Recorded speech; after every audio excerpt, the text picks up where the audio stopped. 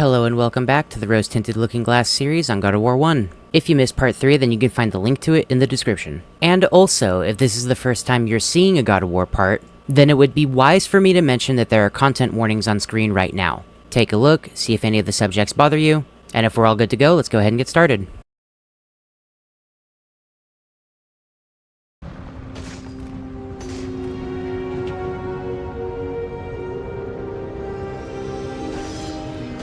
Ominous. Yeah, so this is the one and only fire-themed area in this entire game. It's kinda weird, right? Because I feel like I have passing memories of another similarly fire-themed area just in my head somewhere.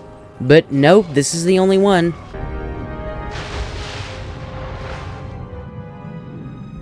Ah yes, I love swimming through Big Red Cream Soda.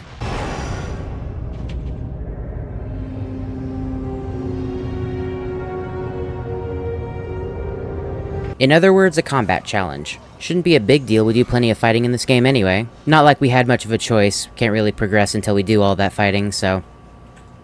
guess we better just get started.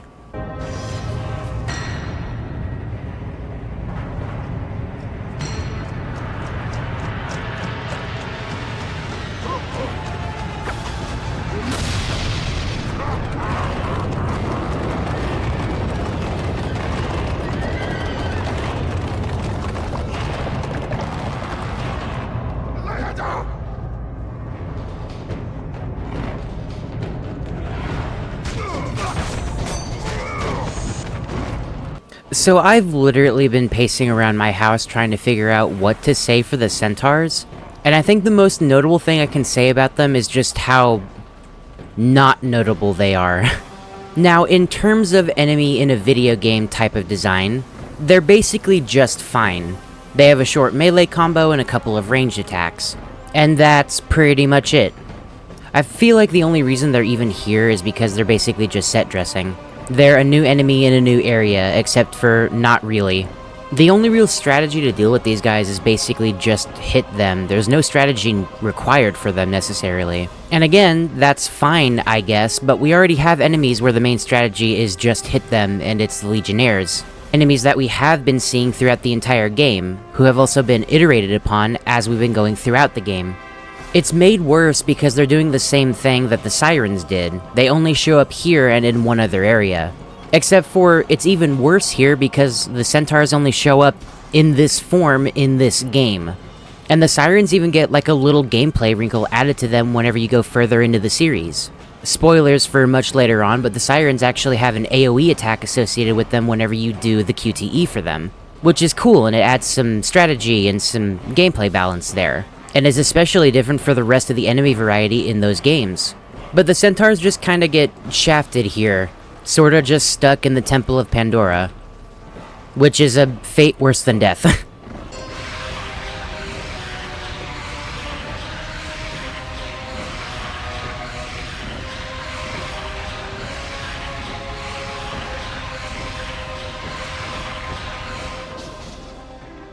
And you know an enemy is boringly designed whenever the area they're in is actually much more interesting.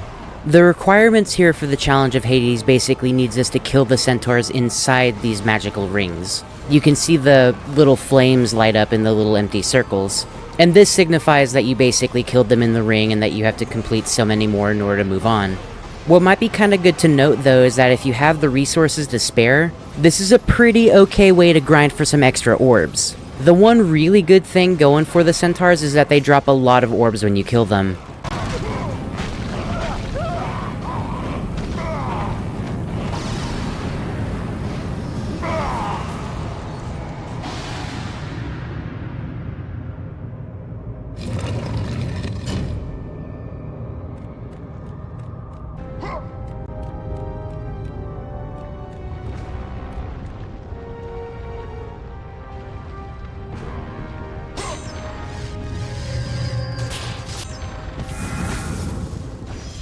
Bro, I'm so close. Just give me my last magic upgrade already, please.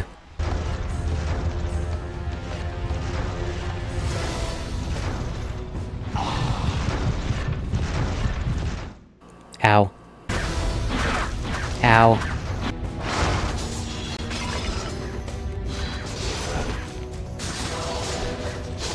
So this area is literally called the Maze of Hades, which means I'm gonna be skipping around a whole bunch. The objective here basically is to kill every enemy inside the maze so that you can eventually leave. But there's not really anything cool to look at or anything really to commentate on here. Except for this little thing. This is obviously a stone crushing pillar. But the cycle that it actually does its crushing is offset. During one of its cycles, it goes back further than it's supposed to, and it gives you access to the other door that it's covering most of the time.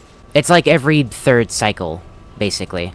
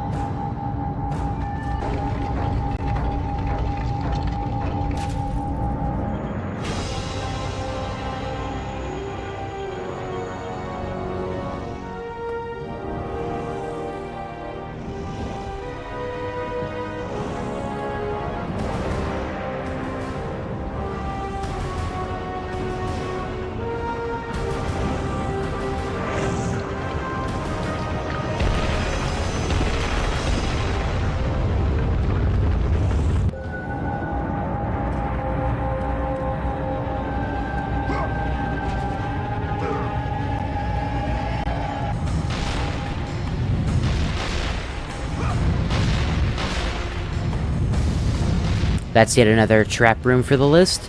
So yeah, giant flaming boulders, they're offset, and you can move between wherever they're not currently rolling. What else do I say about this room? There's doors on either side of the hallway. Most of the times they don't have anything, but you can use them as like safe spots, basically. The objective here is to find the correct door to move on. There's like one room with a healing chest in case you need it, and one chest with some red orbs in it, so it's not a big deal and you can just move on.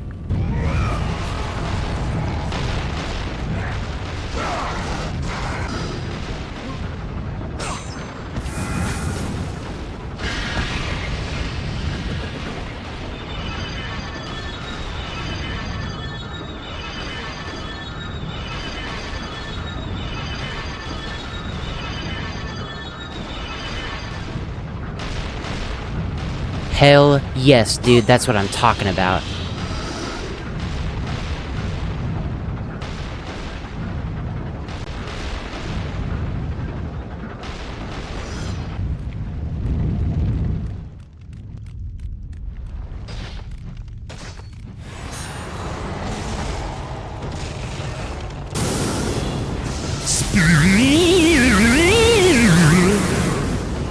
I have been waiting so long to follow up on that joke, y'all have no idea. Oh yay, another one of these. Okay, first things first, head to the other room so you can deal with the archers before you get on the rope. You don't want to be shot at while climbing this thing, trust me. Wait. Oh no. My controller disconnected. That's okay, let's just fix it real quick. Sorry, 1 second. Nope. Still nothing. Oh, okay, there we go. Oh, motherfuck. It's fine. We'll just do it again. No controller issues this time. Why did it have to be then? That's just the worst possible point to have a controller disconnect issue. Okay, another combat arena, fighting, and more fighting. Can we be done with this already? I'm getting really, really tired of this area.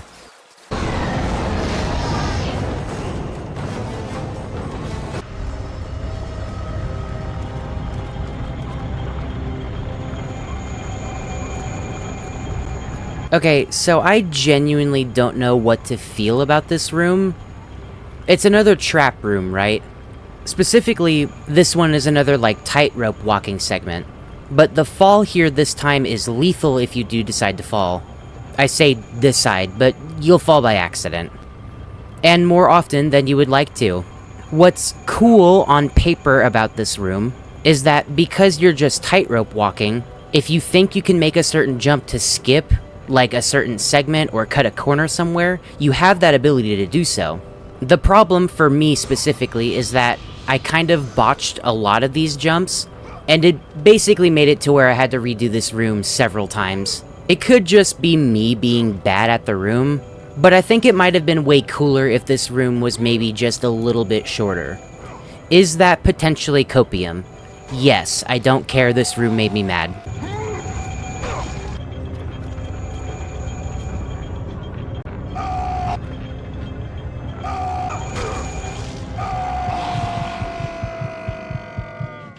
Oh. Oh, really now? Oh, is that what you think? That's really funny.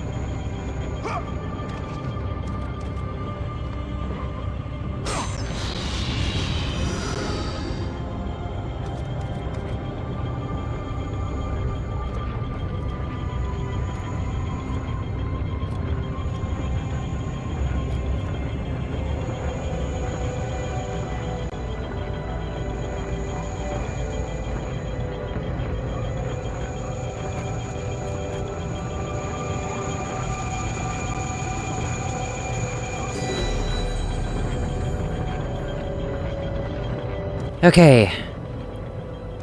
That room was awful. I do see a chest in the corner there, and my nerves are still like icicle spikes, but I have to go and get it.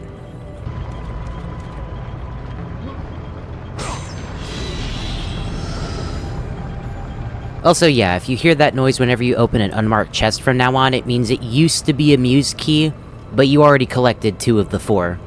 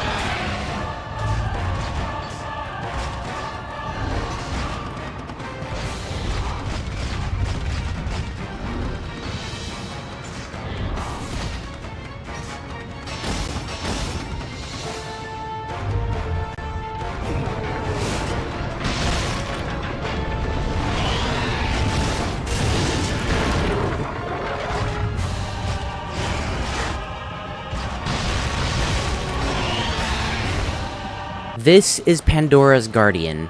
Once again, this is only our second boss in the entire game. And spoilers, in case you forgot, there's only 3 in the entire game. This fight is really cool though. Not only is a giant armored minotaur like really cool as a design concept, it's also, by all technicalities, a puzzle boss fight. The objective here basically is to whittle down the minotaur to where you can get it tired. It'll stagger back to the end of the room and then you unleash the ballista on it, fires a shot into the dude and breaks some of his armor. My only real slight issue with this boss fight is that it just kind of goes on for a little too long. By nature of the game only having 3 boss fights, this is technically the endurance boss fight. It's not like the Minotaur has a whole lot of health, but having to break its armor 3 times in a row definitely pads out this boss fight kind of a lot. It is here where I give actual credit to the Blade of Artemis. It is a power weapon, and the Minotaur is simple enough to learn and dodge that you can use it to speed up the boss fight by quite a bit. Is it entirely necessary for the boss fight? No, but I wouldn't want it to be either. I said before I was coming up for excuses to even use the thing, and this is a pretty good excuse for it.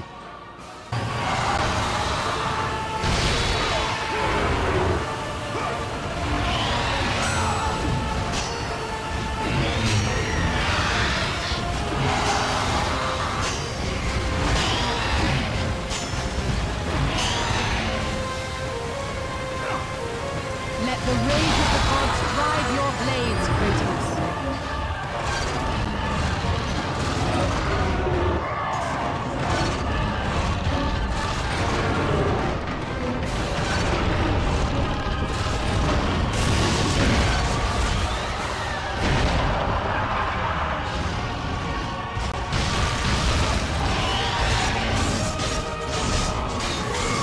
So also, because I forgot to mention it and we're not going to have too many times to say it again later, whenever it comes to the rotation-based QTEs, I've heard an awful lot of people struggling with them.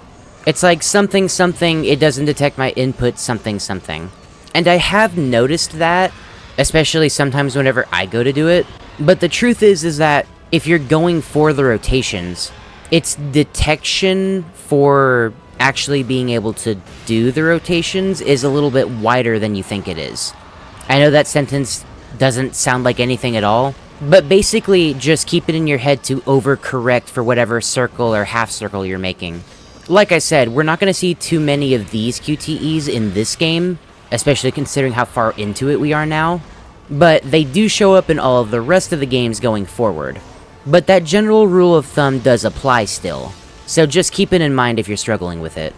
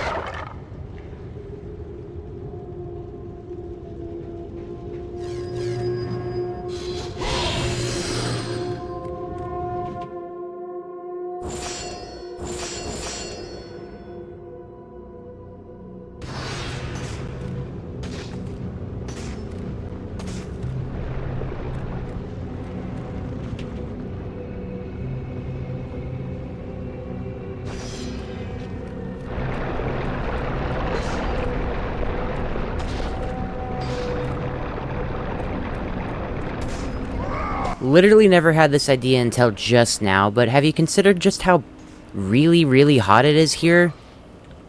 Like, surely it has to be uncomfortably warm here, right?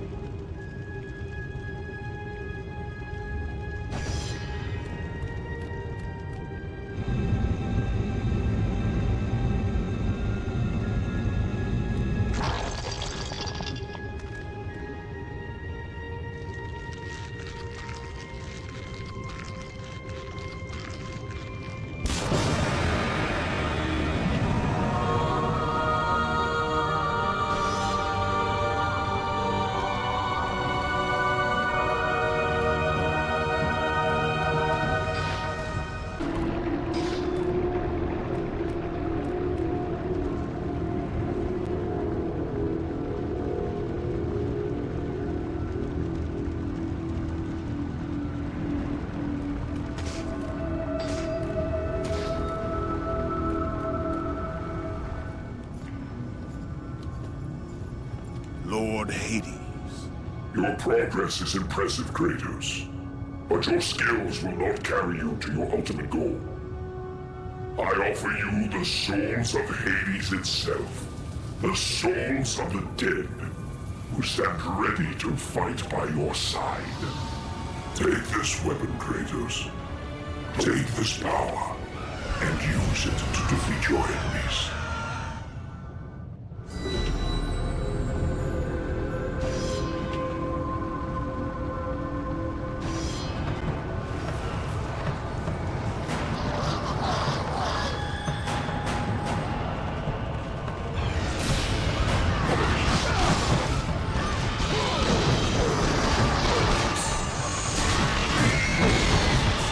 And with that, we finally have our final magic ability. And if you ask me, I think it's a pretty good note to end on. The Army of Hades basically has a really long wind-up before you actually unleash it. But once the little souls of the damned or whatever start doing their thing, they act completely independently of you. So I think it goes without saying, but if you need some more damage on the field or whatever, then you can use the Army of Hades in conjunction with literally anything else and have a lot of damage come out.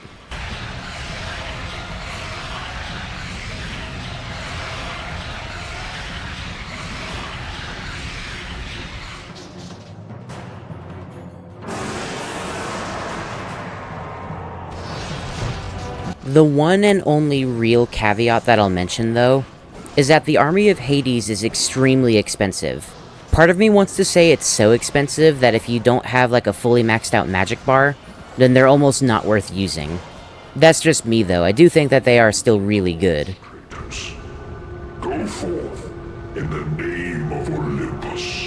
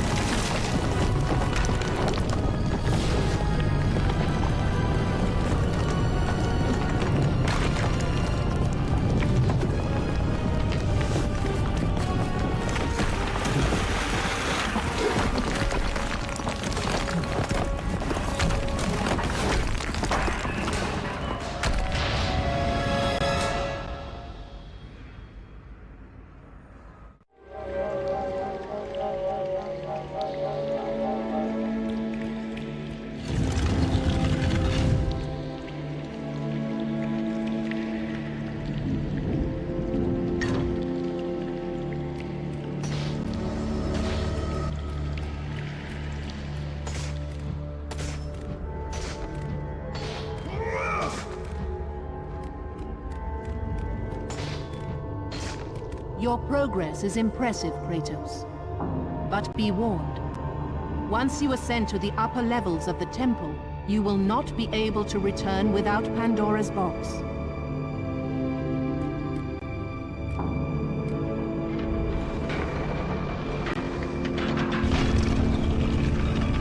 As Kratos rose through the massive temple constructed to guard Pandora's box, he realized it was a monument not only to the gods of Olympus, but to the madness of the warrior who had designed it. He'd conquered the lower floors of Pandora's temple, but what lay in wait above would test even the greatest warrior.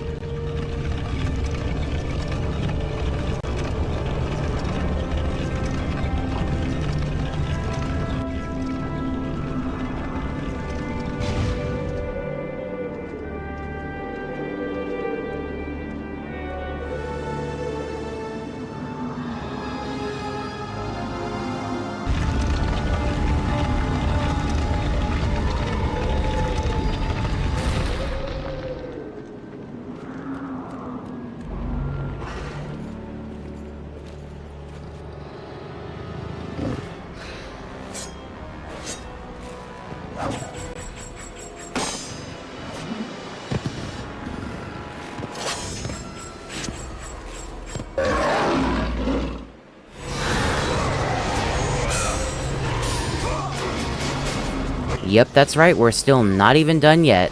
And yeah, once again, it's new enemy time. These guys are satyrs. Once again, I don't know if there's a lot to say on them. I tend to think of them as basically the super legionnaires. Like how the legionnaire captains are souped up versions of the legionnaires.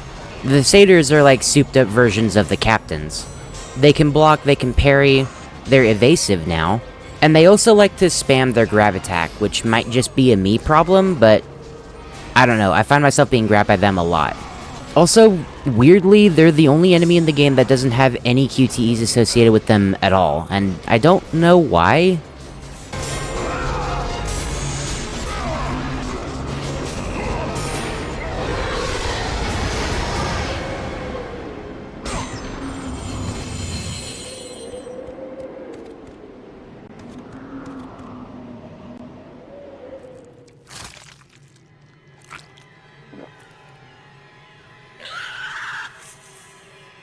Kratos had been in service to the gods long enough to know the Harpy had been sent as a warning, a reminder from his former master of the decision that had cost Kratos everything.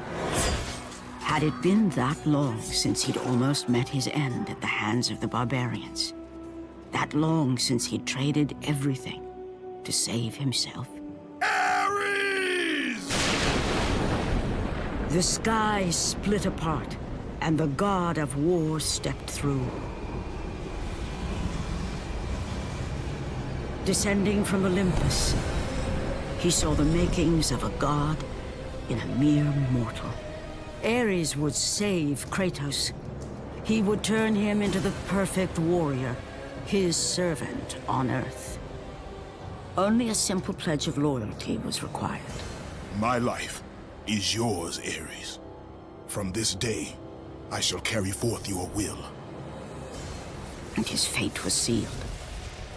As promised, Ares rescued his new disciple, bringing forth the power of a god, destroying those who would slaughter Kratos and his men.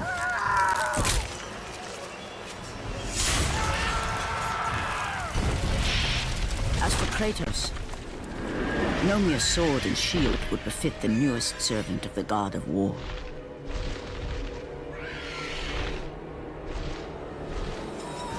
The blades of chaos, forged in the foulest depths of Hades. Once attached, the chains remained so, chained and seared to the flesh, a part of the bearer's body, a permanent reminder of Kratos' pledge. In return, ultimate power. The rage of Ares exploded from within. But soon, he would learn the true cost of such power.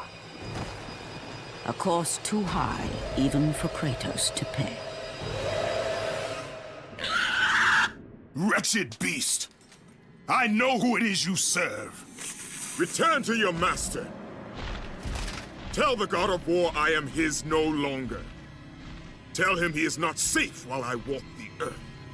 I will find Pandora's box. And I will use it to see him tremble and fall before me.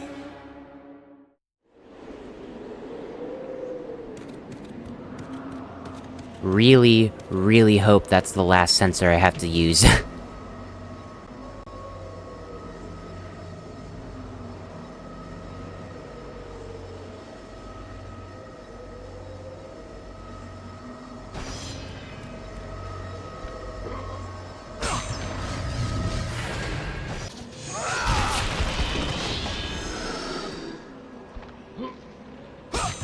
So now that we have every item in the game, the only thing that chests will ever contain again are orbs. And obviously, in terms of treasure rooms, it's just gonna be red orbs. It is still worth to go off the beaten path and collect more red orbs because we have plenty of items that are not max level yet. And obviously, with so much game left, we still have the ability to collect things like the Gorgonizer Phoenix Feathers if you missed them earlier in the playthrough or something. Every little bit is going to help, basically. And it's going to be like that even until the end of the game. So even though you feel like you have everything, just make sure to keep paying attention and going off the beaten path and stuff. Also, while I'm already talking, welcome to the Cliffs of Madness, otherwise known as my least favorite area in the entire game. If only because it completely encapsulates the problems with the Temple of Pandora. For some reason, this area still counts as the temple, and I don't see why. I feel like if you're thinking about this game critically, this is the area that definitely could have been cut out to make the game shorter. It's not every day that a good game has a length issue. And with regards to this video specifically, there's going to be a lot of cutting around and jumping around. Just because it's a lot of the same still. It's fighting, it's solving puzzles, it's having quiet moments. The cutscenes are always cool, always nice to see, but there's just not a lot of them, and like I said before, the game could have really benefited by just not including this. Obviously, you would run into issues like having an even worse orb economy, but those are just numbers. You can tweak them and make them smaller to make it to where it still fits the game. Believe it or not, the game was actually supposed to be longer, but we're gonna save that discussion for the very end of the video. And actually, while I'm thinking about it, you could have put this area in the Desert of Lost Souls. That area really isn't long enough, I think. And the overall atmosphere of this area definitely matches better, I think. Literally, if you just cut and then paste this part of the game earlier in the game, it maybe would have fit better and felt better for the pacing, too.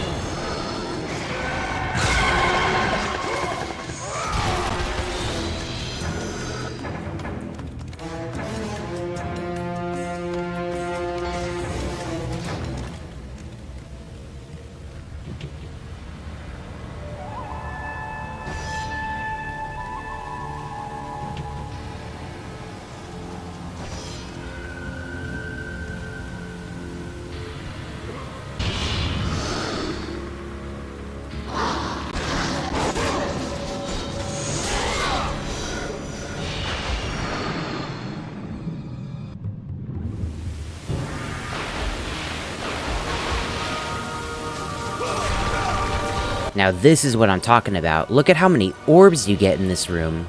That just feels really good. I don't know how else to describe it. This is just cool.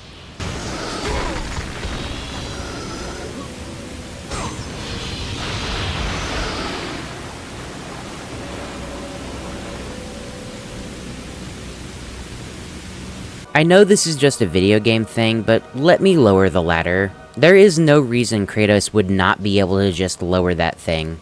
I understand it's video gamey stuff, that's why Kratos seemingly struggles to open a chest, it's for the video game feel, the video gaminess, whatever.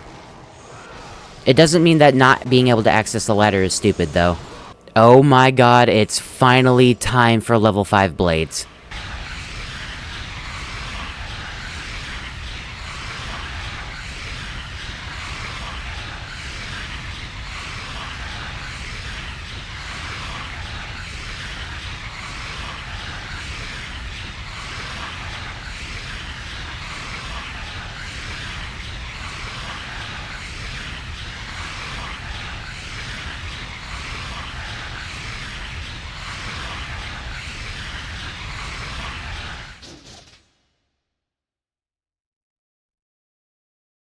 Most immediate recommendation I can give right now. Do not sleep on this ability. Infinite magic is insane. Also, yeah, from now on I'm gonna cut down on the level up animations because they're getting, like, incomprehensibly long now.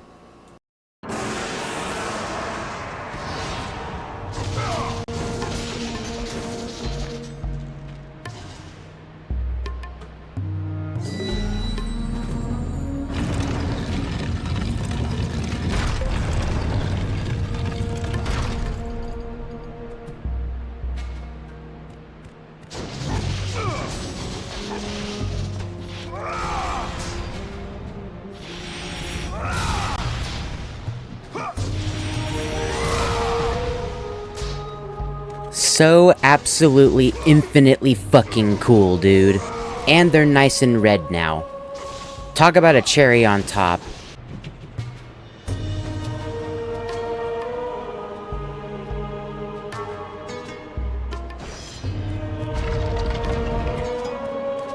So you might be wondering what the puzzle of this room is. And to make a long story short, we have to play Tetris. No, I'm not kidding, that's actually the solution to this room. You basically have to fit all of these stone squares into the wall and make sure that they all fit perfectly. All but one block anyway. One of the blocks is a red herring and doesn't actually do anything, and you don't need it for the wall. You can use the platform in the center to rotate the blocks, so that you can get them into a better fit and actually complete the puzzle by having them face the right way. It's a trial and error kind of a puzzle, and the only cost of it is time. And this is probably the one puzzle I really don't like, just because it kind of tanks the entire pacing to a crawl, and it's in my least favorite area in the game, so I don't know, maybe it's an unfair judgment. I could find infinite amount of things to say about why I don't like this puzzle, but it's lumped in with my least favorite area of the game, so I'll stop bullying it now.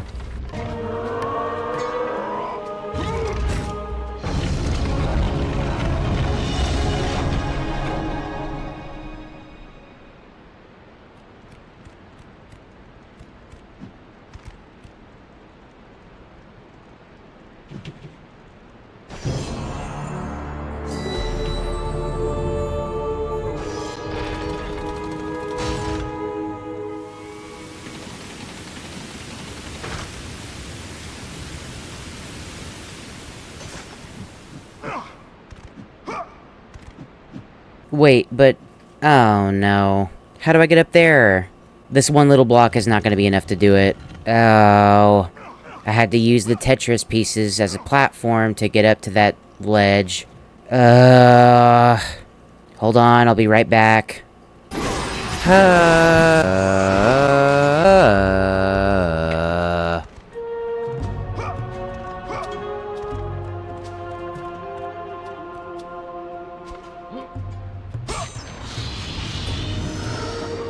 Yeah, that's about 30 minutes of my life I'm never getting back. At least the overpayout's, like, kind of okay. I mean, I'll take it, I guess. Okay, back on track now. And oh good, another wall climbing segment. We're just gonna speed this up again.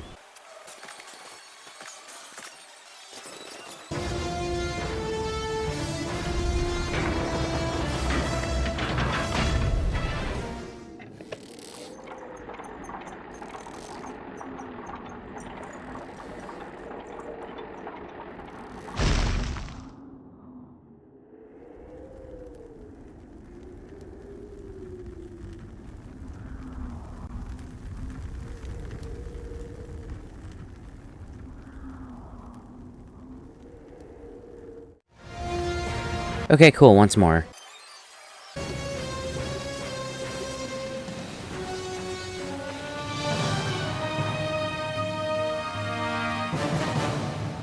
Can I be done now?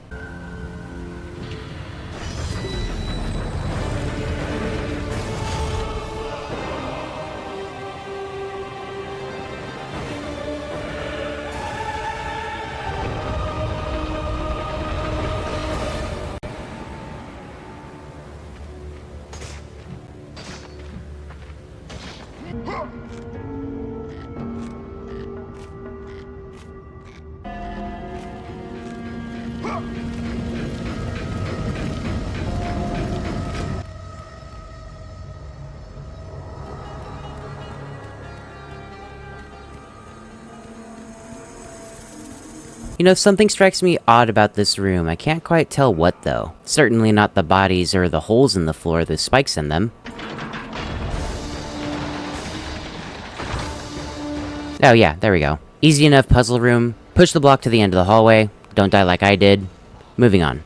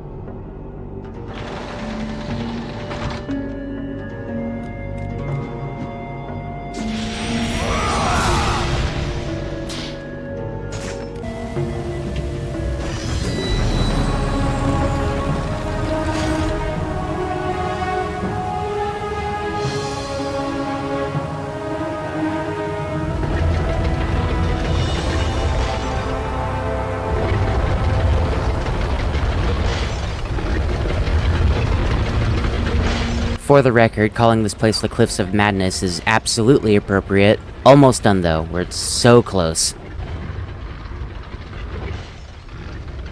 The path before Kratos was clear, but still, the memories came rushing back, as familiar and permanent as the blades chained to his wrists.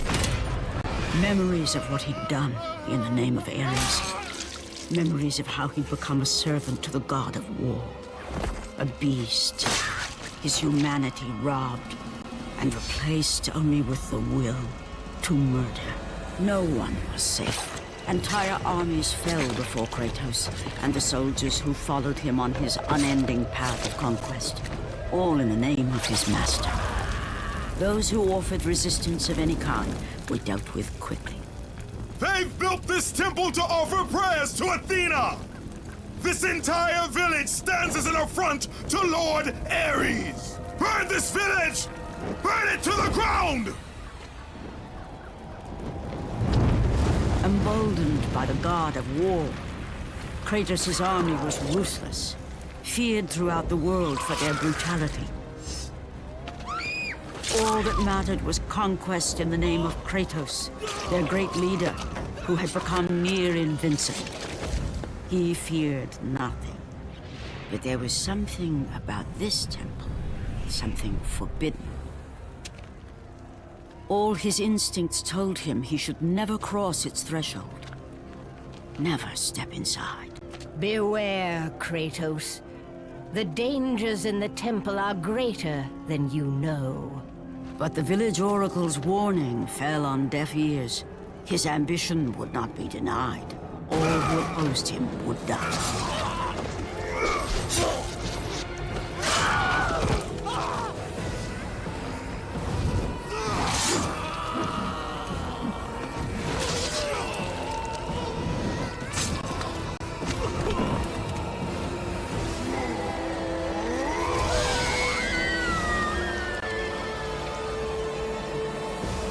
In that instant, the glory he had reveled in turned to horror. The image of his two final victims would stay with him for all his days. With that act, Kratos knew he could no longer serve his master. He had but one calling now, the death of Ares. He would murder the god of war. Ares, you will die for what you did that night.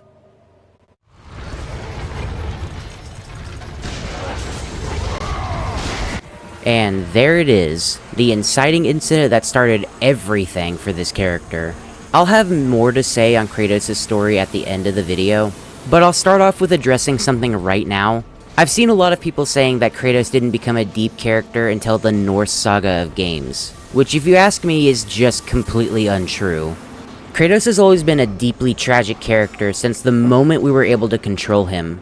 He also happens to be Greek. I wonder if there's a term for a Greek character who also happens to be tragic.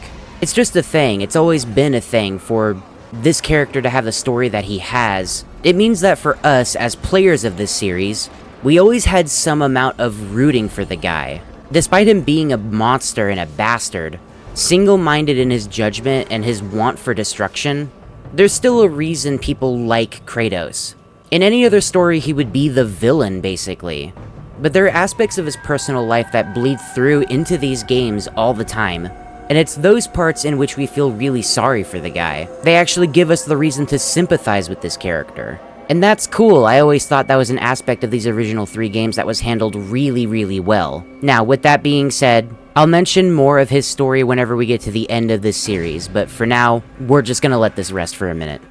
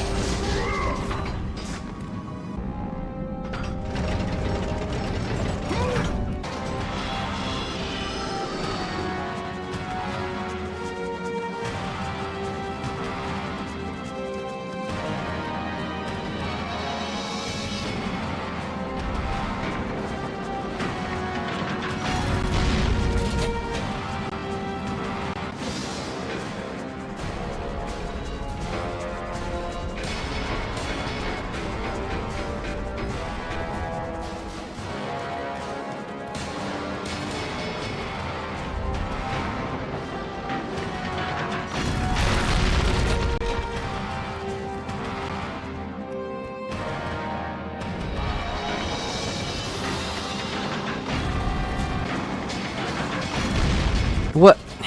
Okay, fine.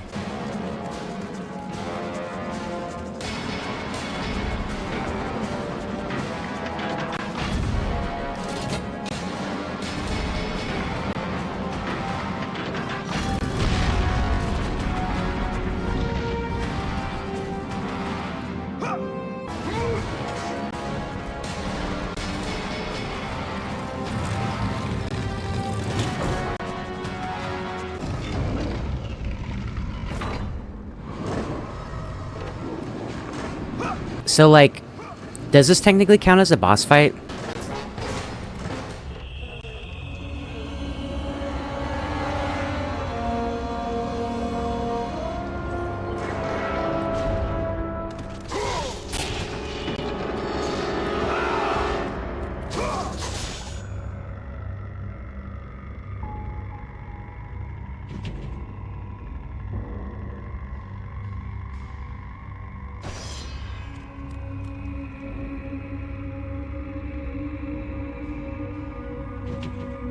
I'll be honest, I kind of really like the inclusion of all these blueprints in the room. The fact that you can actually see them and everything, like, I don't know, that's just neat to me.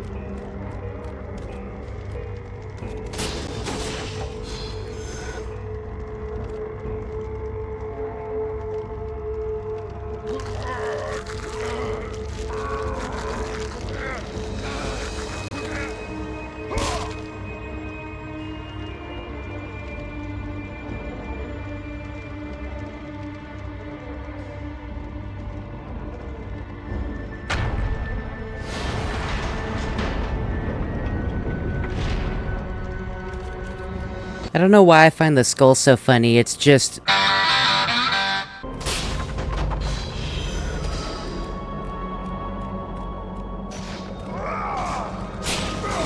Okay, we have one more room before we're well and truly out of here. But before that, I have to just mention something kinda weird about the entire Cliffs of Madness area. I never realized until making this video that I had the area missequenced in my head really badly. Like, it's to the point where whenever I was going back through the footage, I thought I just didn't record this segment, or that I missequenced the individual video files for this series or something.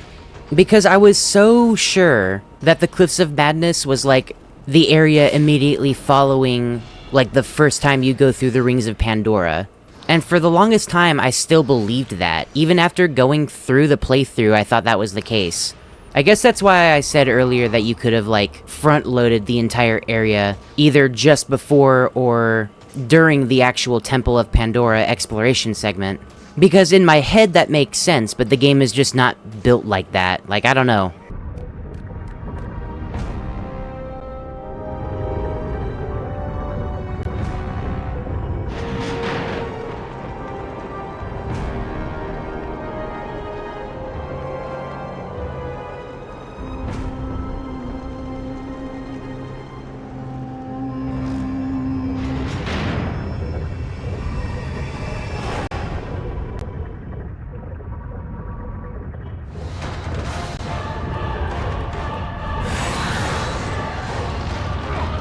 So, this is their last bastion, huh?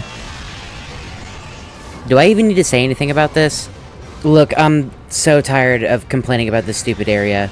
It's an endurance battle where there's way too many harpies and not enough archers doing their thing, trying to get you to get basically crushed by these giant rolly things at the end of the hallway, whatever. What's super weird about this encounter, though, is that if you're on the safe platforms for too long, these fire jets will just kind of, you know, flamethrower you.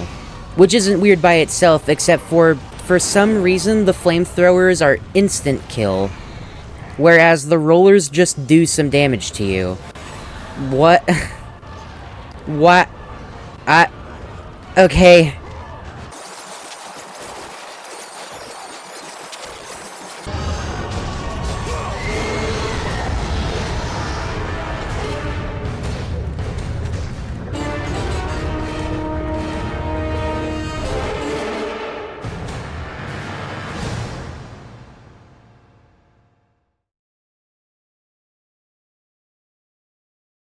It's moments like these in the game that really make me think if Santa Monica really planned ahead for what the series would eventually become. Because, like, the end of this game does not lead to any prophesized anything like how this image on the floor does.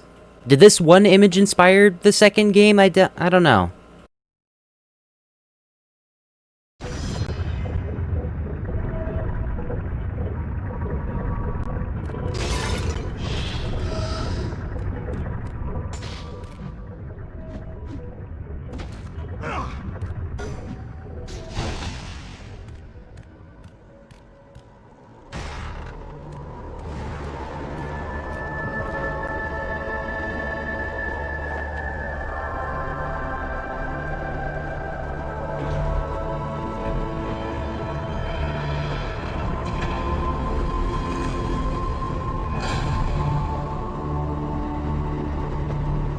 What a cool-ass room, dude. This, to me, more than anything, seems a lot more Capcom-ish to me. Like, I can't put my finger on it, but just something about the shading, I think, or something about this.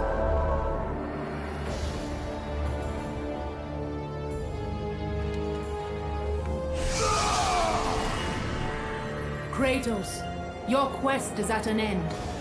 You are the first mortal to ever reach Pandora's box. There is still time to save Athens. You must bring the box back to my city and use it to kill Ares. Return to Athens, Kratos. Return and save my city.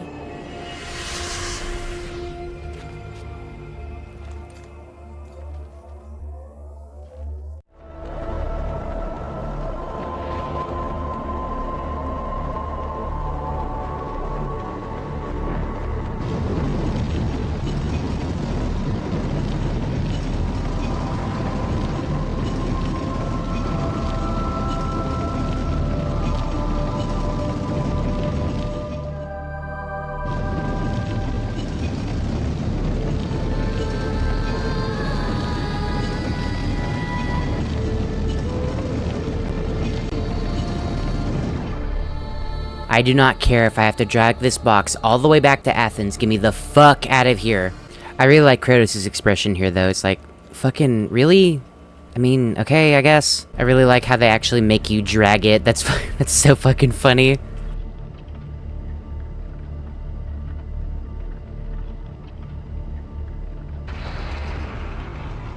You must bring Pandora's box back to Athens, Kratos. You cannot defeat Ares without it. Alright, well, better get to it.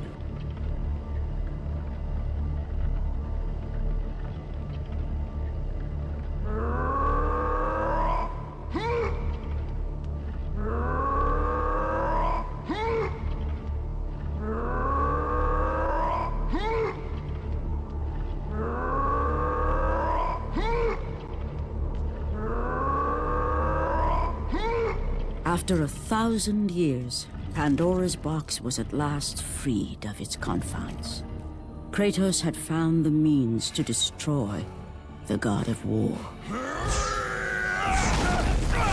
Far away in Athens, Ares knew Kratos had succeeded in his quest.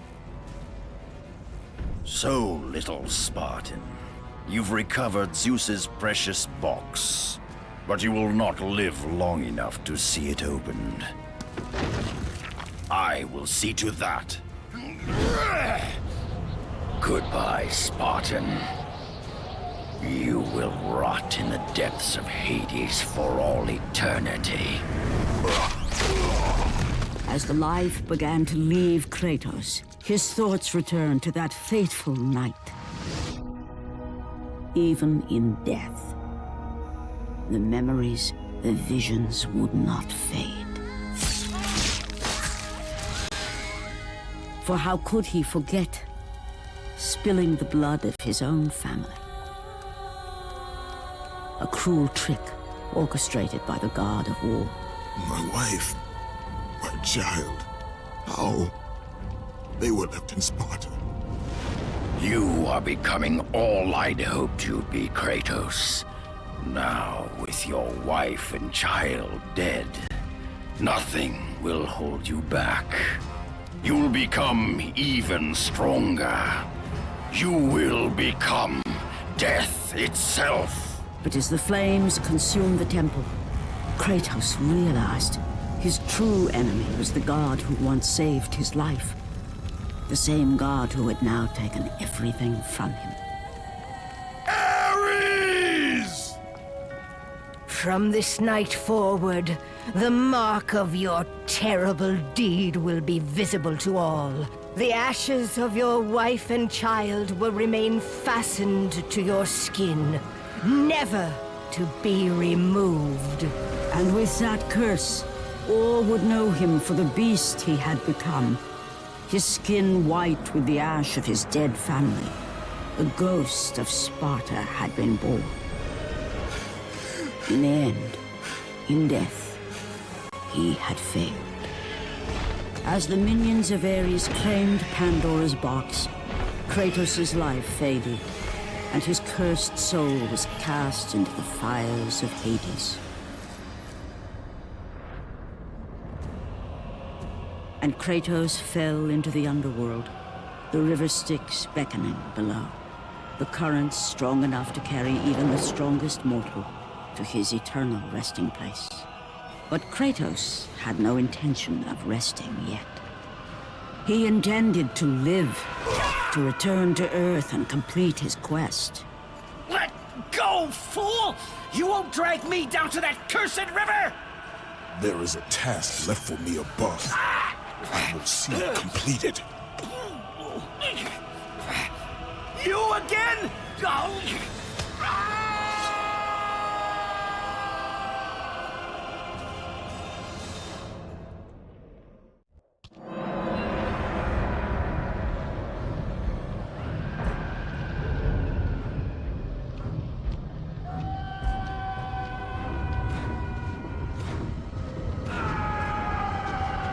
Yeah, pushing the box was just a fake out, but can you imagine actually having to push it all the way back? I'm sure that was discussed in the design board somewhere, right? Like at least as a joke? You want to talk about really bad padding? Man, that would have been the worst. So yeah, anyways. Welcome to hell! Nope, still wrong game, can't do that yet. It's weird though, because like in Devil May Cry, it seems like the underworld is just never consistent in any of the games in their respective series, whether it be God of War or DMC, and I don't get it. My justification is that because it's hell, it can look like whatever it wants, I guess, and that helps me sleep at night, but I don't know, it's still weird.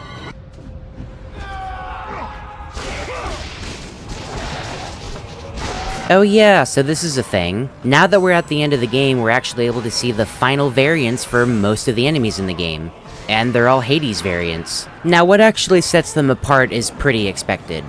Harder to kill, and they hit even harder. But there is one noteworthy thing about all of the Hades enemies.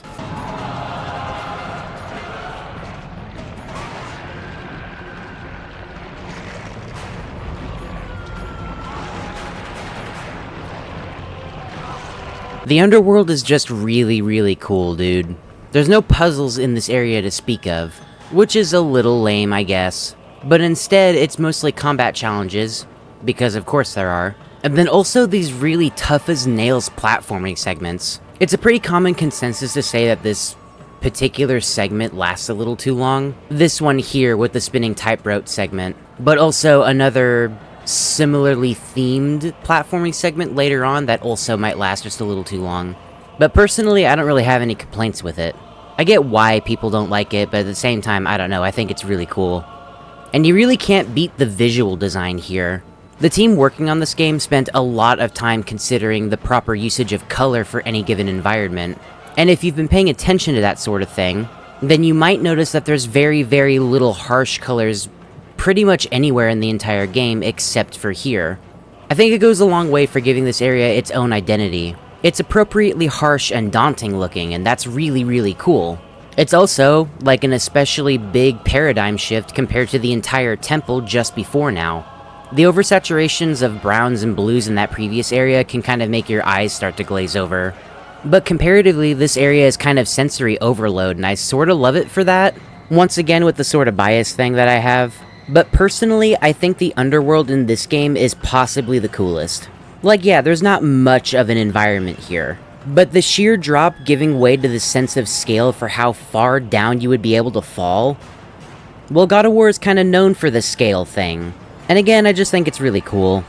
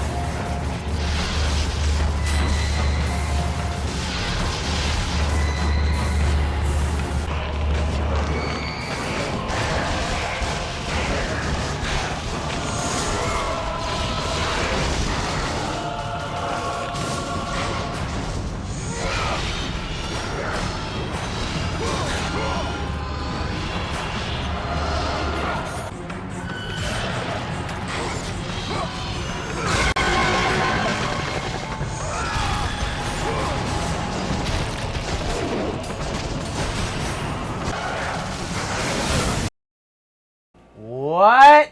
Since when has any enemy been able to stagger me out of Poseidon's rage? I've literally been losing my mind over this since it happened to me in this playthrough. The whole point of this magic is that it gives you iframes and does a bunch of damage. Why is it that literally only these enemies can stagger you out of it? It's so good that it becomes your starting magic in the following 2 games, and the rules still apply there. Things cannot hurt you when you turn it on. Why these guys? I know this isn't a giant revelation if you've never played this game before or if you're not familiar with this game very much. But for me, this is ridiculous. Why? Just tell me why.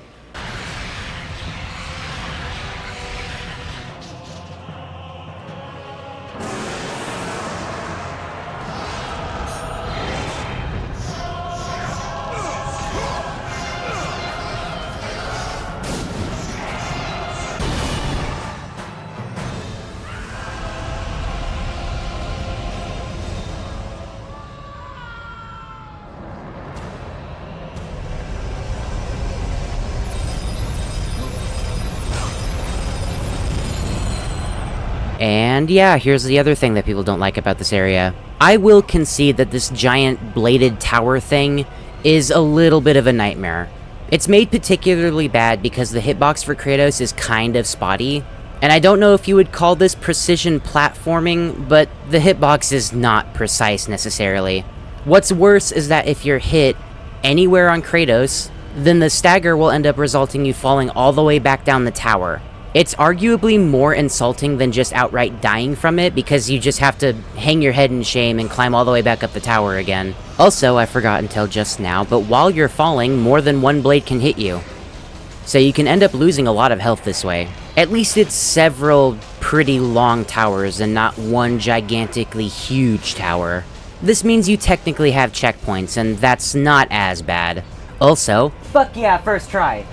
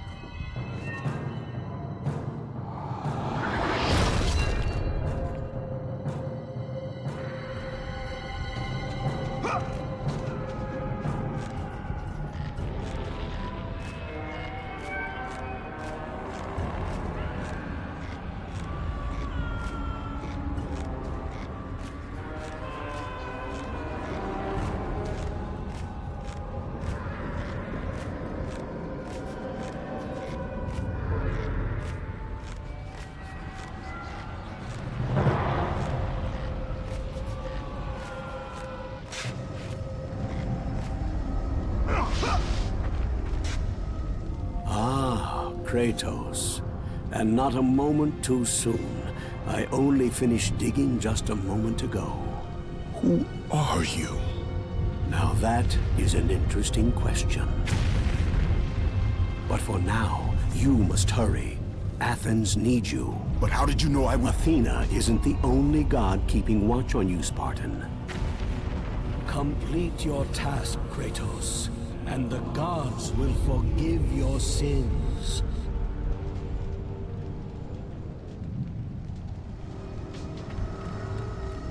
Oh, well, thanks, Dad.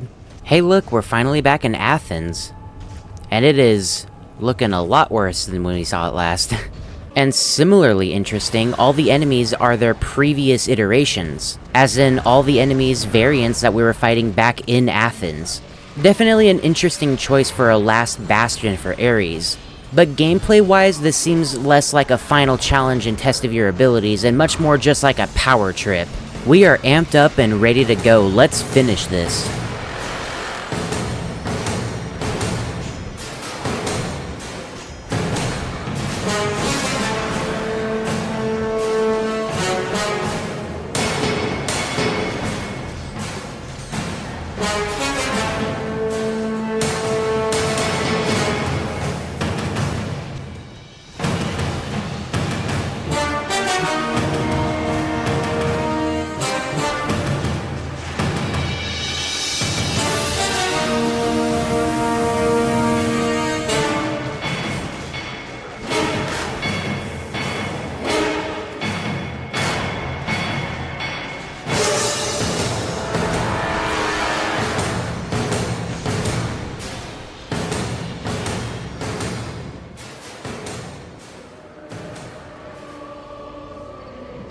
Kratos, return, but too late. Ares has taken Athens. There is no more hope. No hope.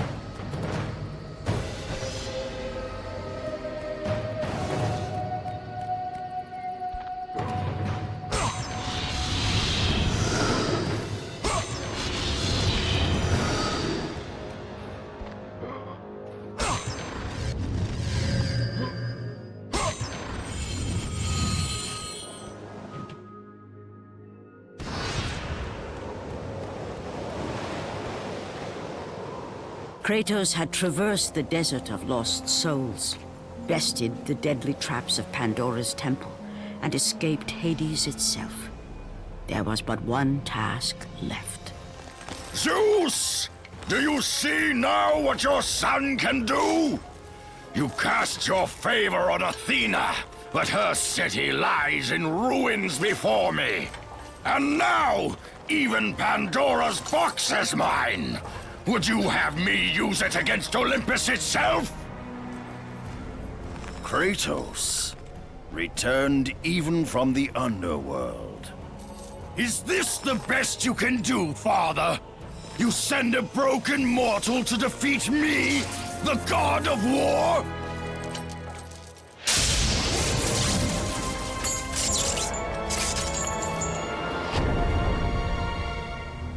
After thousands of years, Pandora's box was finally opened. The power of the gods unleashed.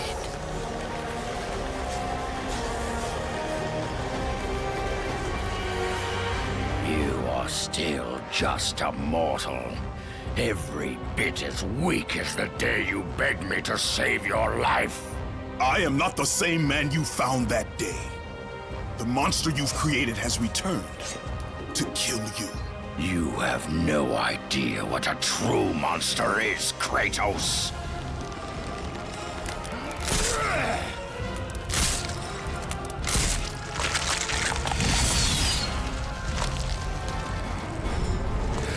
Your final lesson is at hand. Prepare to join your family, Spartan!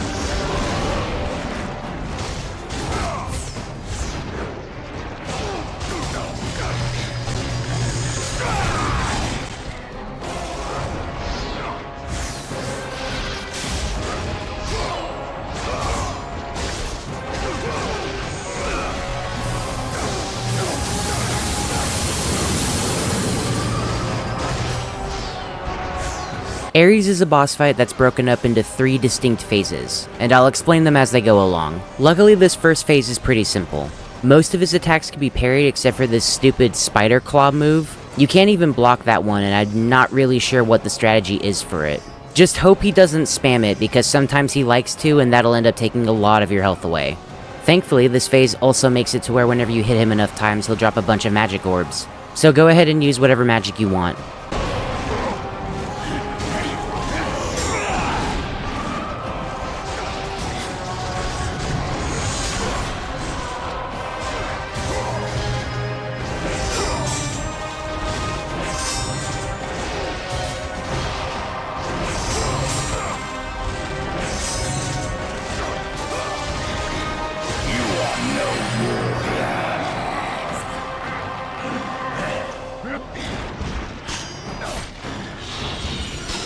The rage of the gods drive your blades, Kratos.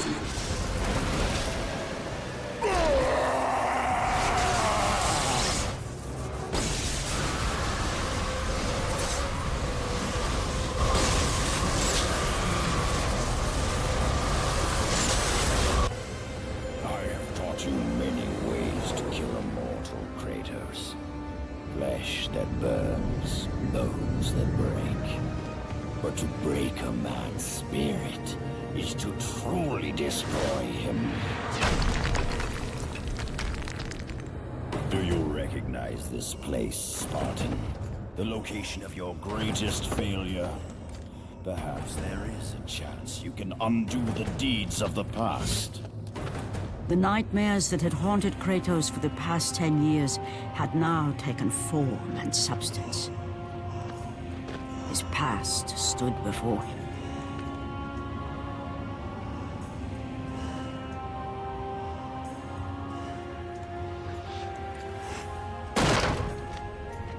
Kratos! What's happening? Where are we? By the gods, can this be real?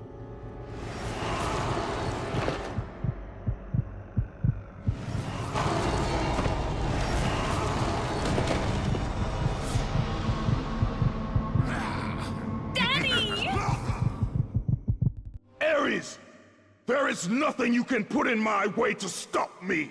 I will save my family!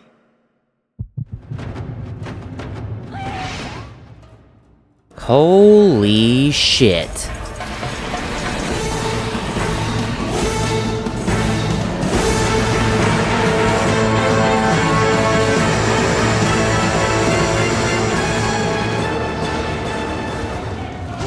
Phase 2 of the Ares boss fight now, and things are already starting to get a lot harder. These Kratos clones are going to be slowly hobbling their way towards your family. If they end up hitting them, then obviously it's going to start draining their health. You can give them your health if you decide to use the QTE on them, but this will drain your HP. As the fight continues on, you're also going to see more of these Kratos clones carrying different weapons. It'll start out with these droves of Kratos just using the Blades of Chaos, but you'll start to see ones using the Blades of Artemis, and they hit really hard. There's even a handful using Zeus's Fury on that floating platform. This is a legitimate endurance battle, one where you have to manage your health as a resource.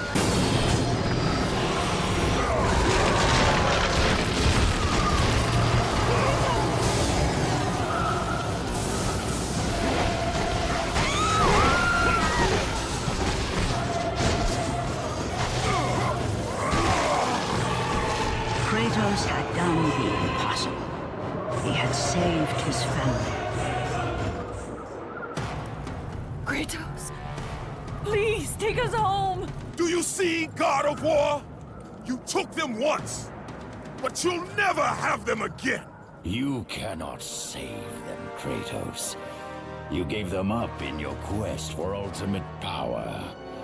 There is a price to pay for everything you gain. Not that price. I didn't want them to die. No price is too high for what I offered, and you rejected me. A god!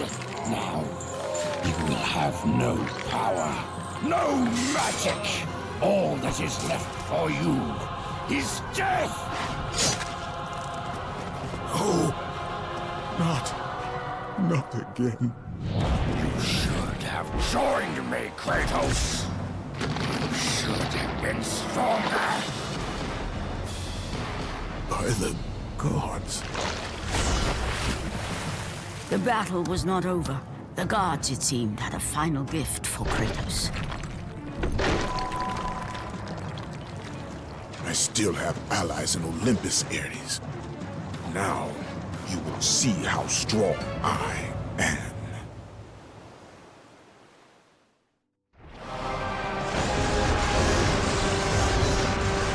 You cannot defeat me, Spartan! Pathetic. I will show you what real power is.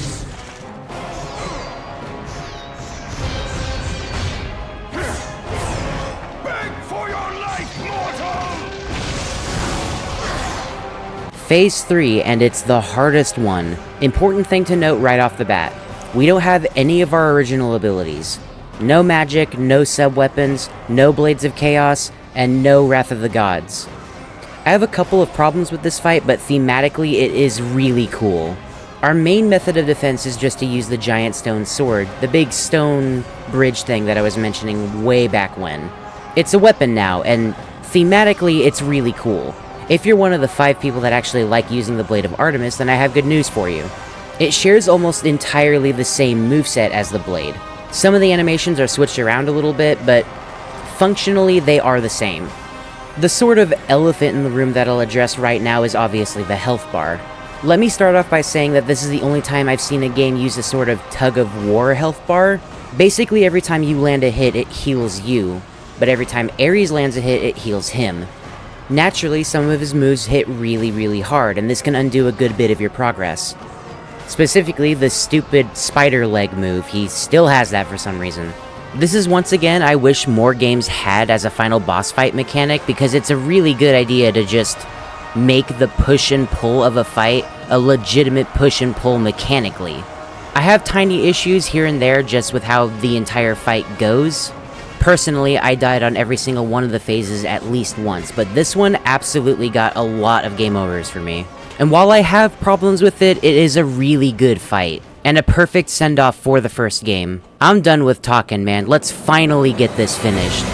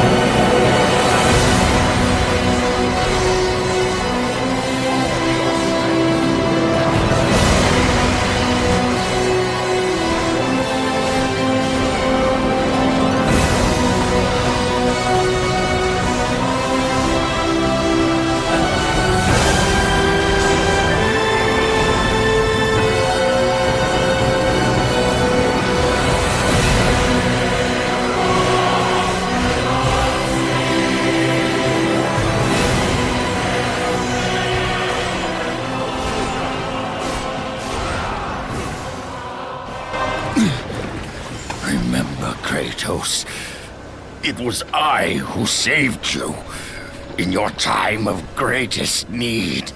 I haven't forgotten, Ares. I remember how you saved me. That night,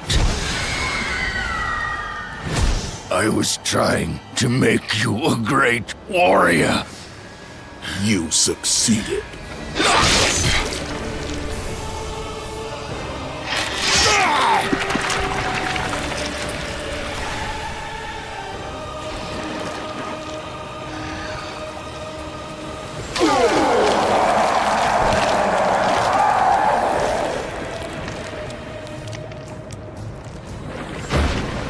Kratos had done me impossible. A mortal defeating a god. Ares was no more.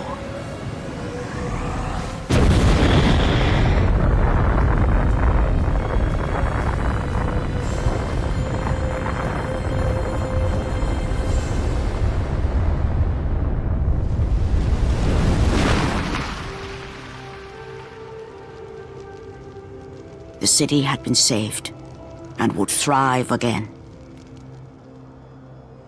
The same could not be said for Kratos, for as he sought to rebuild his soul with the help of the gods, the truth was revealed to him.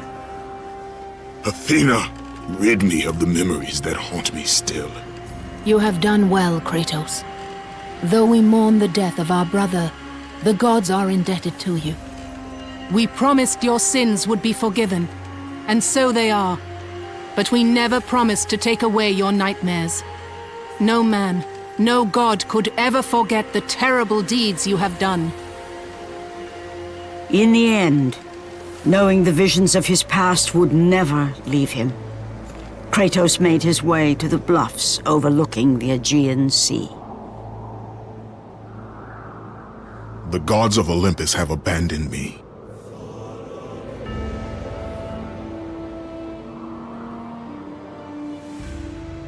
Now there is no hope. And Kratos cast himself from the highest mountain in all of Greece. After 10 years of suffering, 10 years of endless nightmares, it would finally come to an end. Death would be his escape from madness.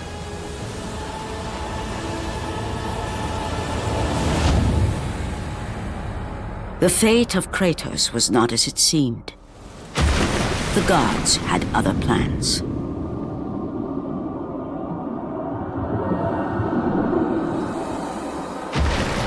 Borne aloft like a feather, Kratos found himself risen from the sea and placed on solid earth. You will not die this day, Kratos. The gods cannot allow one who has performed such service to perish by his own hand. Ares' tactics were brutal. His path of destruction had to be stopped. But now there is an empty throne in Olympus, and a new god of war is needed. Take these stairs, Kratos. They lead to your ultimate reward.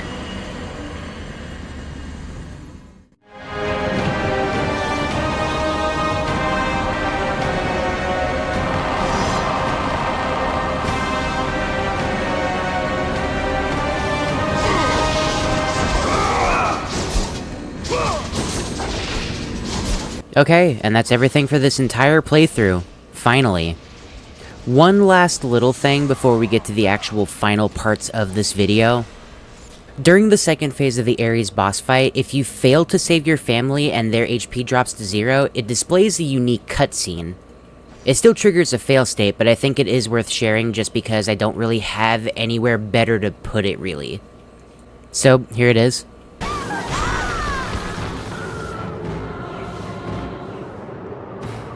couldn't stop them. They were too strong.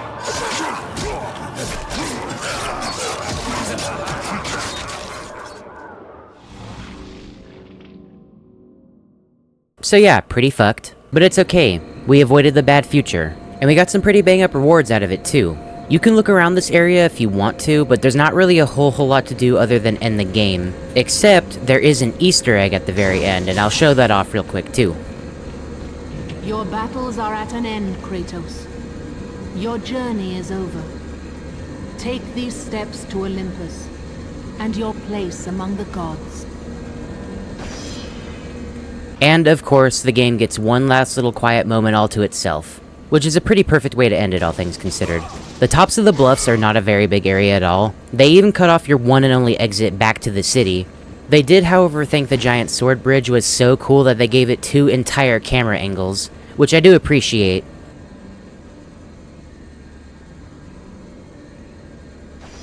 But now that everything's all said and done, let's finally wrap this up.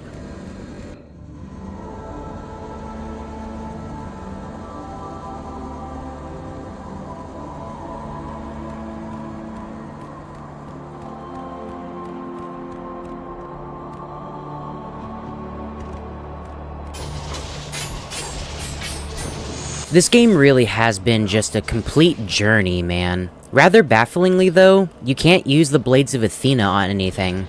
The fighting is done, at least for this game. And there's not like an NG plus or anything. You just kinda get these little golden blades to make you feel special, I guess.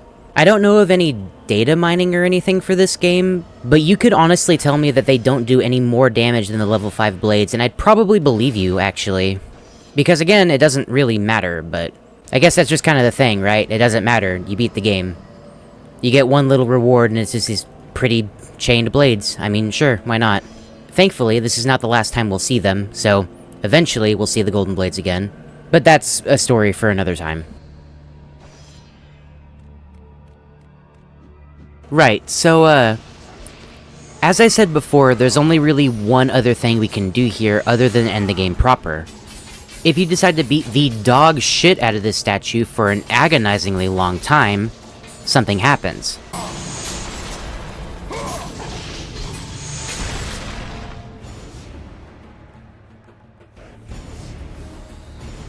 What kind of weirdo fucking ARG shit is this? Well, you see, this is actually a phone number. If you decide to call it, then you'll end up getting an automated message from Kratos, basically congratulating you on completing the game and finding the Easter egg. You get yet another Easter egg if you decide to beat the game on the hardest difficulty. I don't actually know if either of the numbers work anymore, but they are well documented, so you can find them on YouTube really easily. It makes for a good reward, and if you needed another little send-off, then here you go. And speaking of send-offs, let's go ahead and end this.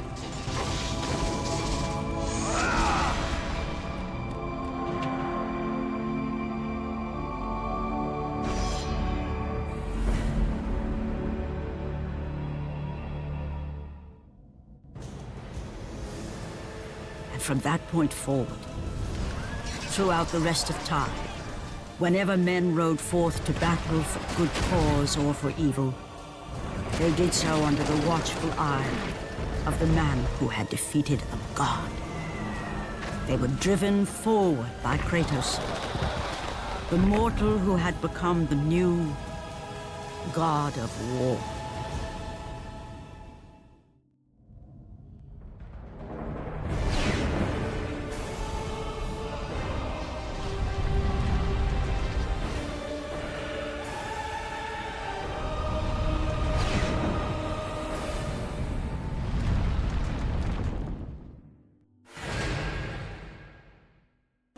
Yeah, maybe some other time.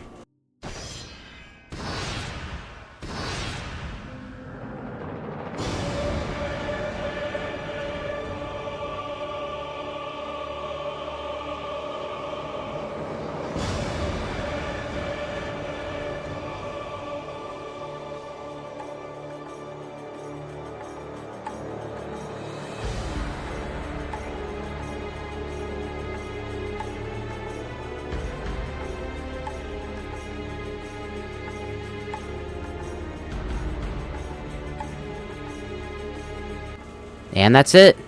That's everything. Well, for this playthrough anyway. I know it might be a little bit late for this, but we do have a cheat code segment in this game. I just didn't end up using it because, more so than most games I played whenever I was a kid, I feel like it would absolutely break the pacing and the actual enjoyment of the game. That, and then also, I don't have any footage of it, and both of those reasons are because I don't have a second controller.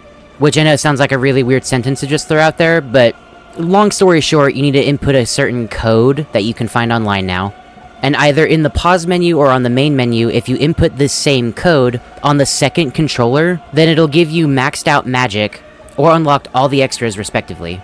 Weirdly, the unlocking and maxing out magic one doesn't give you maxed out health or magic, as in the bar stats obviously. You still have to go out and find those, but even still, I'm sure it makes God mode just like a breeze to go through. Secondly, there's actually a lot of unlocks in the game depending on what you complete. When you beat the game for the first time, you'll get access to things like dev commentaries for certain parts of the game. Obviously, you unlock the hardest difficulty. The game showed that off already. But you also get access to something called the Challenge of the Gods. This is a set of 10 challenges, the objectives of which the game specifically asks you to do under a time limit. If you wanted a little bit more of God of War, this is a good way to go about it. Completing the challenge will also give you access to different costumes whenever you start a new playthrough. And the costumes have a bunch of varying effects based on which one you put on. You can only choose a new costume at the start of a playthrough, and you can't change into another one whenever you want. The benefits from these costumes, though, are gigantic, but most of the costumes are just joke costumes. You might find yourself being tired of looking at this goofy costume for way too long if you're not quick about completing the game. But there's no penalties for equipping it in the harder difficulties, so again, if you want to speed up progress and make God mode easier, then it might be wise to go about this first and put the costume on anyway. Once again, I don't have footage for it, but again, the costumes themselves are well documented. Thirdly, God mode only unlocks a handful of things. Beating the game on God mode will get you another secret message. Once again, this is the other phone number you can get to get the voicemail from Kratos. This one, though, leads to sequel bait. Which, back then, in 2005, it would have been a really cool revelation to come across. It still makes for a pretty interesting Easter egg, though, and one that I wish more games did. You'll also unlock another cutscene called The Fate of the Titan, which follows whatever's going on with Kronos whenever he's all chained up like that. And I don't know what else to say about it, it's just more God of War. More about this story and world is really cool. And thirdly, the dev commentaries are really good if you want to know, from a dev angle, how this game was made. They all act as neat little pieces of trivia in their own right. And I know it's not everybody's thing to look at that kind of stuff, but it's where I learned about things like the Temple of Pandora supposedly trying to be longer, and they just didn't have enough time for it. Things like being able to climb Kronos' back all the way up to the temple was supposed to be a playable segment. The description in the game kind of makes it out to be this, like, part of Kratos' fable thing, climbing the temple for 3 days. But when all's said and done about this game, I'm kinda glad they didn't add it. I've said it a handful of times before, and I'll say it again, pacing issue. So again, I'm glad they didn't add it. But there's other cool stuff too. Did you know Kratos' tattoos were supposed to be blue? Apparently, on the dev side of things, Kratos' tattoos were actually supposed to be blue, and making them red tattoos was actually a really late change. Dev commentaries or dev diaries or whatever you want to call them, that stuff is always going to be really cool to me. And especially as an adult dabbling in game design, it's a thing that I wish was just in more games in general. Oh yeah, I almost completely forgot too. There's another thing you unlock when you beat the game called the Character Graveyard, and it's just more dev stuff, but you get to hear little notes about characters that didn't make it into the game, whether they be completely original or they're just like an iteration of the character or something. The reason I think this is so cool is that hearing the notes from the individual developers making these characters and making the game, it sort of endears you to them a little bit. And instead of these characters being lost to time, they made them an unlock. Like, I don't know.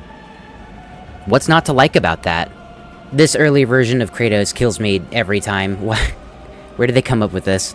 And now, with everything absolutely fully out of the way, I think we can actually finally wrap up now.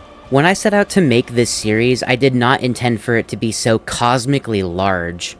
But this series is important to me, and I wanted to start off on a strong foot. I didn't want to shoehorn anything in, I didn't want to phone anything in. I wanted to do this game justice, and I don't think I could have done a better job other than, you know, cleaning up the script some, or maybe making some cuts here or there. At the end of the day, I wanted to be thorough, and I'd like to imagine I was pretty damn thorough about the whole thing. Now, between you and me, it's probably going to be a little while before I make another giant video series again. I want to kind of take things easy for a minute and make some smaller stuff. Of course, there's always more work to be done, and I could jump into a new giant project whenever I wanted to. But for now, I'm just kind of gonna let this one rest, I think. With that being said, I really do hope y'all enjoyed this series. If you want to stick around and see more of what I make, then go ahead and hit the subscribe button. And hey, while you're there, why not drop a like, too? Little things like liking and subscribing really do help a small content creator like me. I honestly truly do want to keep doing this for as long as I can. And actually knowing that people like what I have to say goes a long way in the process of making anything like this. And hey, while I'm here, we're gonna do a little bit of a change up to the whole Discord thing. Now, the Discord is completely free to join. You can just click the link in the description. Instead, choosing to join the Patreon will give you access to a secret Discord channel inside the Discord. I have no doubt that I'll be able to do stuff with that in the future. Maybe Patreon exclusive multiplayer sessions or something. And I mean, hey, if nothing else, I like to imagine it's a good place to hang out. If you want to throw suggestions my way or talk about stuff, then that's what the Discord's for. I hope y'all enjoy, and thank you for watching. Now, before I sign off here, there's one last thing I need to talk about.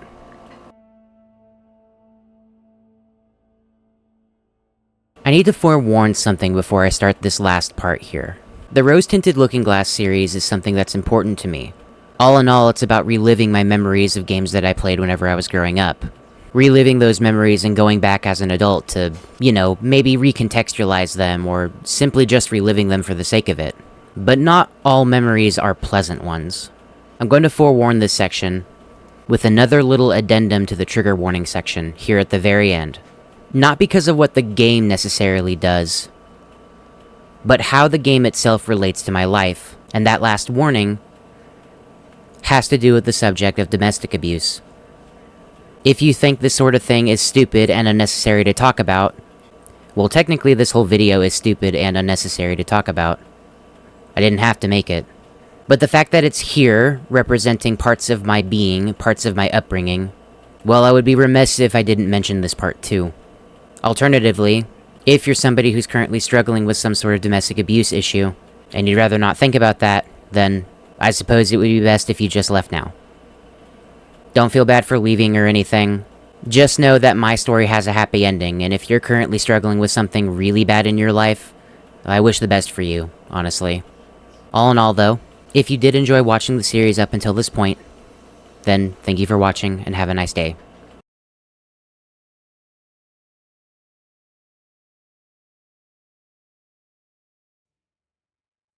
God of War was one of those games that kind of just showed up one day for me. A PlayStation 2 console has always been in my household even before I was born, and when I finally had enough sentience to actually play video games and remember them, well, God of War was one of the first. And the only other person who might have liked the game more than me was probably my dad. If you knew him personally, then you'd probably agree with me that he was not a very good person. I say was not because I want to preface this whole thing real quick by just saying that what happened is history, and as I said before, my story has a happy ending. Despite all the things that I'm going to mention or allude to, we still talk, pleasantly. We catch up every now and again, and my outlook as to how I see him is fundamentally different from how it was back then. The truth is that even now, I see a lot of Kratos in my dad. And if you know anything about this character, you might understand pretty immediately that that's kind of a huge red flag. Like, yeah, no, he didn't go on any bloody rampages or anything. But he wasn't exactly a model father either. I'm fortunate enough to only have the length of the abuse be simply more physical and mental. It didn't get any worse than that. But it's certainly no way to raise a child. Even as somebody who doesn't have any kids, I don't think that's how anybody should be raising their kids. The reason I'm sort of being vague around the whole thing is because I don't want my dad to be incriminated or something in some way. I know that there's going to be a good number of people who watch this that might get something of a knee-jerk reaction to anything that I allude to. But the truth is that I don't want anything out of him anymore other than to be better. And truthfully speaking, he has been being better. He's been working on himself for I don't even know how long after my parents divorced. It's weirdly sobering too, because like, seeing how the Norse saga of games go, with them preaching being a better person and making up for your mistakes or just trying not to make the same mistakes as you did before, it's weird to me. Because once again, I see a lot of that older Kratos in my dad, even now. There's a very high likelihood that if you were to ask me what my opinions were in an alternate universe where my story was very different growing up, then I probably would have told you that I didn't like these newer games that much. I would have seen a character probably bastardized and fundamentally different to how I remember him being. The fun, revelry anti-hero that just does what he wants to because that's entertaining. But the truth is that I like both of these characters, and I think my upbringing has some part to play in me enjoying both parts of this franchise. My dad has, and always will, probably, always been about martial arts in some fashion. He was a fundamentally violent person, especially if you rewind back to his upbringing. I'd like to imagine that the martial arts angle was something of an out for him. A way to express himself, and especially back then, maybe something to excuse some of the violence. In a weird twist of fate, whenever my parents divorced, and pretty much since my time throughout middle school, I started to take an interest into martial arts. And there was some part of me that was so sure I was going to fight my dad, hand-to-hand combat style. I wanted that. I wanted revenge, honestly, for what he did to our family. But the truth is that I was always kind of afraid of him. It wasn't until the latter years of my high school days that I actually decided to call him. Only to be met with a complete 180 paradigm shift for how he carries himself now and what he wants to work on. And my desires to take out all of this repressed emotion on him, I told him that. I told him all of those things. And he understood. But as it currently stands, he's just kind of too old to fight. And at that time, it felt kind of empty, because I didn't necessarily want to destroy an old man, you know? That wouldn't have felt right. But he said, if I still wanted to, that I could do that if I felt like it would give me closure. But I ultimately decided against it. I wanted to hear him out. I wanted to go and visit him. And I did one day. And he's a completely different person now. All for the better. What he's done in the past has continued to haunt him. That sort of thing, those sort of things, you don't just let go. It's sort of the fact that he even feels remorse for this whole time frame in our lives that does give me hope that he is fixing himself. And as it currently stands, he's a lot better off. I'll be completely honest, The two Norse games in this series brought me to tears a good handful of times, both because they were impeccably acted and animated, but also, well, I don't think I really need to tell you why at this point. Relationships will always be a two-way road, and fixing a relationship needs to be a reciprocated process for both parties. I'm glad then that we both decided to sort of heal from the whole thing. I feel a lot more on an even playing field with my dad, just because we're both dudes trying to figure out how to best go about life now.